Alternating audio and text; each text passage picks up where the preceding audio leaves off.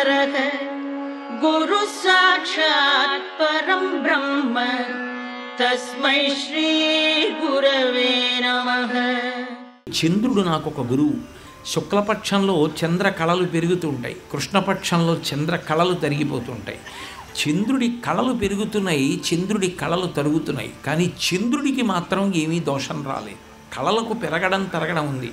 చంద్ర తత్వానికి ఏ విధమైన మార్పు లేదు, అలాగే ఉంది. ఆత్మ ఎప్పుడూ అలాగే ఉంటుంది. ఆత్మయందు ఏ మార్పు ఉండదు. మారేది ఏది అంటే ఒక్క శరీరమునకు మాత్రమే మార్పులు ఉంటాయి. 6 వికారములను చెప్తారు. షడ్వికారములు అని. పుట్టినది, ప్రతి ప్రాణికి కూడా పుట్టినటువంటి తేదీ ఉంటుంది. అది స్వయంభూ కాదు.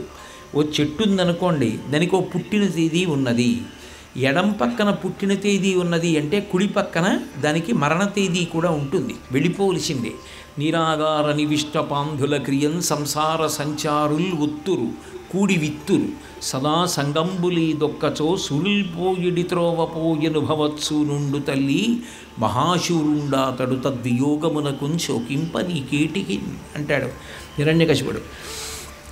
ఏదో చలివేంద్రంలో ప్రాణులు దాహంతో వచ్చి కలుసుకుని కాసేపు మాట్లాడుకుని నీళ్లు తాగి ఎవరి దారిన వాళ్ళు వెళ్ళిపోయినట్టే శరీరంతో వస్తూ ఉంటారు, కొంతకాలం ఉంటూ ఉంటారు, వెళ్ళిపోతూ ఉంటారు. శరీరము పుట్టినది. ప్రతి ప్రాణి కూడా ఒక శరీరంతో పుడుతుంది. కాబట్టి పుట్టిన తేదీ ఉన్నది. పుట్టినది ఉన్నది భవతి. అసలు పుట్టినది ఉండాలి కదా. పుట్టినది మరణించి పుడితే మృత శిశువు పుట్టిందనుకోండి, ఏమిటి ఉపయోగం? పుట్టినది ఉన్నది పెరిగినది. అది పెరుగుతుంది. పుట్టినప్పుడు ఇంత, తర్వాత 6 అడుగులు పెరిగాడు, పెరిగినది తరిగినది. వృద్ధాప్యం వచ్చేసింది, శుష్కించిపోయాడు, సన్నబడిపోయాడు, శరీరం వంగిపోయింది. తరిగినది, మార్పు చెందినది. వెంట్రుకలన్నీ నెరిసిపోయి శరీరం అంతా ముడతలు పడిపోయింది.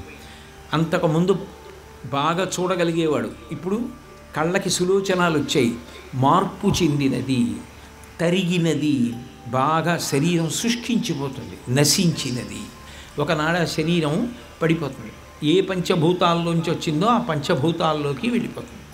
ఆ చిత్రపటం మాత్రం కొన్నాళ్ళు ఉంటుంది.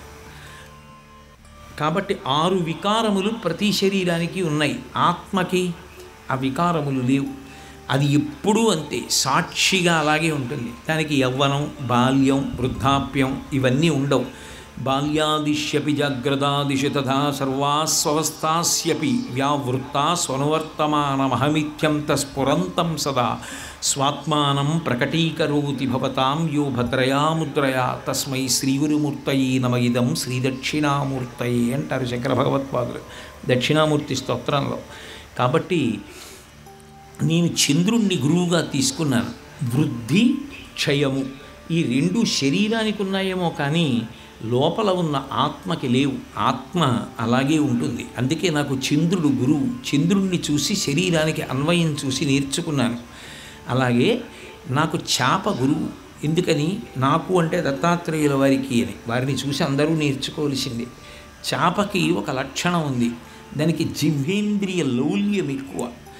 ఏదో ఒకటి కొరకాలి, తినాలి అనేటటువంటి తాపత్రయంతో ఉంటుంది. కడుపు నిండుగా ఉన్నా సరే అలా నీటి అడుగున వెళ్ళిపోతూ ఉంటుంది. వెళ్ళిపోతూ ఒక సూదిని ఇలా ఉంచి దానికి వానపాము యొక్క ముక్క కనపడకుండా గుచ్చి లోపలికి వదిలిపెడితే ఆ పైన ఉన్నటువంటి బెండు నీటి మీద తేలుతూ ఉంటుంది.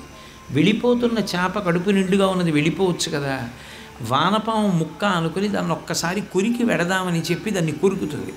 కొరకగానే వానపాము ముక్క లోపల సూది ఉంచి ఉంది, అది నోట్లో తగులుకుంటుంది, గుచ్చుకుపోతుంది. గుచ్చుకుపోగానే గిలగిలా కొట్టుకుంటుంది. కొట్టుకోగానే పైన ఉన్నటువంటి ఆ పేక బెత్తం, ఆ బెండు ముక్క కదులుతుంది. కదలగానే ఆ గేలం వేసిన వ్యక్తి పైకి లాగుతాడు. ఆ నోట్లో నొక్కుకుపోయిన సూదితో పాటుగా చేప పైకి వస్తుంది. ఏ నాలుకకి లొంగిపోయిందో ఆ చేప బయటికి తీసిన తర్వాత నీటి స్పర్శ లేదు కాబట్టి మరణిస్తుంది. మరణించి ఆహారం అయిపోయింది.